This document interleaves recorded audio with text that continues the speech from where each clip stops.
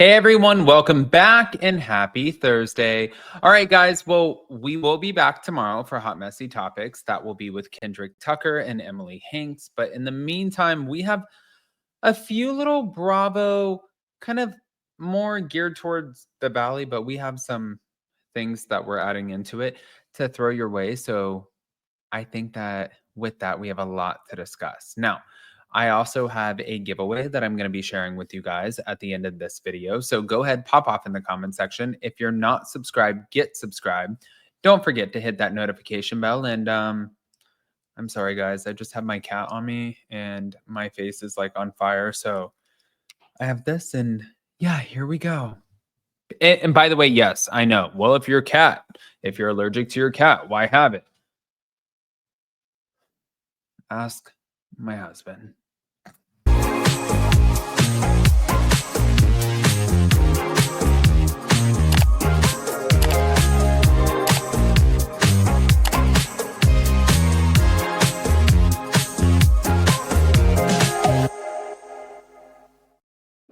All right, guys. So we are about to get into a few clips that I'm going to share with you, starting with this one. Thank you to Breaking the Rules Pod Clips.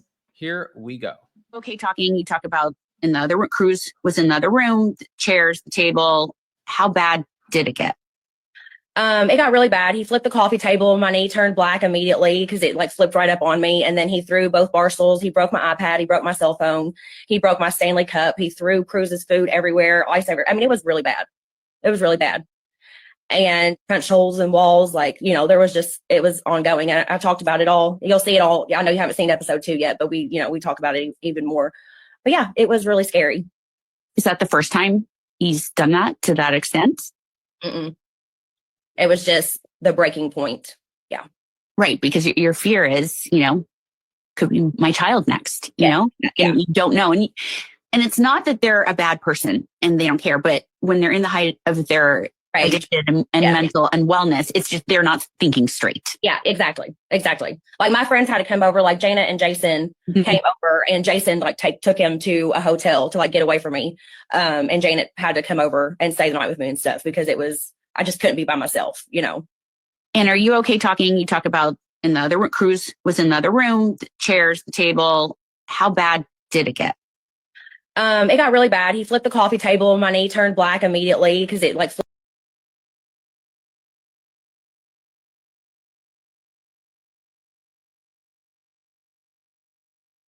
in the first rehab facility. They were like, we can try to treat depression. We can try to treat bipolar, but his narcissism can't be treated. They straight up said that to me. And I was like, okay, so it's just like, I have let myself come to realize that the person that I like wanted as my husband in my life, that I really tried my hardest to like work with and work on. And, I can come out of this marriage knowing I tried everything I possibly could. And I really wanted it to work. And that person just is never going to exist. Well, even whenever he was in the first rehab facility, they were like, by the way, thank you over here to the Bravo investigator, but I feel really bad. I'm going to pull up the next one. I feel really bad that Brittany has gone through this. And, we did a recap of the Valley just yesterday where I was on with Ashley and Amani. And a lot of people look at Brittany and they're like, well, girl, when you got with him, he was already on TV. He was already known for being this, like villain, not a good guy. And then he cheated on you with one of your castmates on an elderly woman's couch. And then you still went back. And I'm like, yeah, I get where people are like, the signs were there all along. However, I do think at points you look at somebody and you're like, man, I love you and I want to make you better. Or I think that there is, a better version of you. Maybe it's with me. So you want to invest more time into them. And I think that sometimes it works and sometimes it does not. But hold on. The first time he's done that to that extent? Mm-mm. It was just the breaking point. Yeah. Right. Because your fear is, Oh. Here we go. Just to get back to this, touch on this really quick. I think I can talk about this. I'm not sure. But so the first time I went to rehab, the first time I checked myself in, we were filming the show and I took myself out of the show and went to rehab. Now, knowing that my cast was probably talking about me the whole time, I was in my head and I couldn't focus the first time on why I was supposed to be there, on why I was trying to get to work and get the help. Because first of all, I heard such a deflection. I felt like they were all talking about me, so I couldn't get the help that I needed because it wasn't my fault that I didn't stay in rehab. I was supposed to stay for 30 days and it was a $30,000 fee. But the reason that it didn't end up working for me was because I couldn't focus on myself because I felt and I knew that my cast was talking about me, which made me in turn not want to focus on myself. What? Because I knew in the back of my head that the cast is filming in Santa Barbara somewhere or wherever the hell they were filming. And I knew they were talking about me and I had access to my phone. And everyone was like, how come you have your phone? Right. And by law, the state of California can't take away your phone for a certain after 3 days. And I couldn't focus because my brain was just like, I knew they're talking about me. So I would go through the steps, I go through the therapy, and then I go back to my room and get on my phone and basically just everything I learned, I forget about, you know. Which, by the way, is another interesting sort of variable in trying to help people with these conditions, right? Just to get back to this, touch on this really quick. I think I can talk about this. I'm not sure. But so the first time.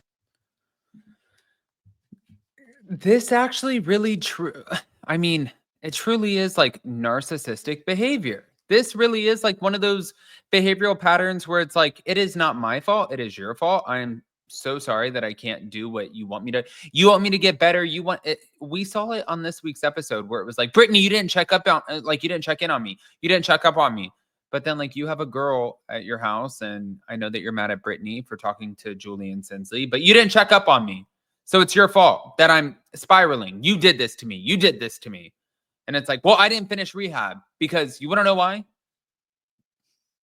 You guys were talking about me because you were filming a show. And I know that's why. What the fuck are you talking about? Okay. Well, last but not least,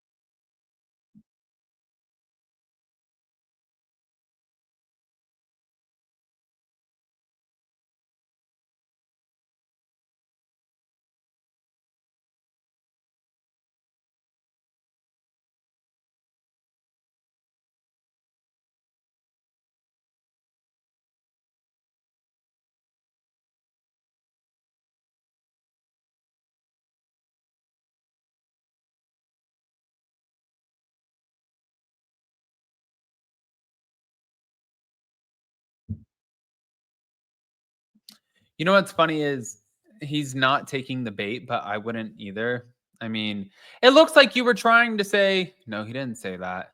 However, a lot of fans are really annoyed. And when Kenya did do her YouTube post where it was her confessional, it was very professional. It was very, like she was in it, and I think that she wanted to get her side out and articulate that message. And I think that she did a great job in doing so. But I want to hear what you guys think. Guys, pop off in the comment section. If you're not subscribed, get subscribed. Don't forget to hit that notification bell. And also don't forget that we teamed up with roseforever.com. They are giving away 3 bouquets to the Addams family. And all you have to do is go to upandadamlive.com and just sign up with your email. It's free. Nothing else. Nothing more. That's all. But I love you guys. We'll see you next time. And